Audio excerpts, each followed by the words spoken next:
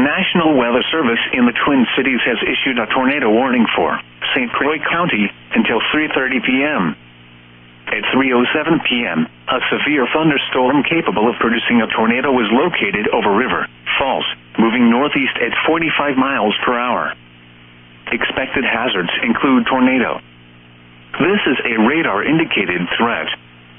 The following impacts are expected. Flying debris will be dangerous to those caught without shelter. Mobile homes will be damaged or destroyed.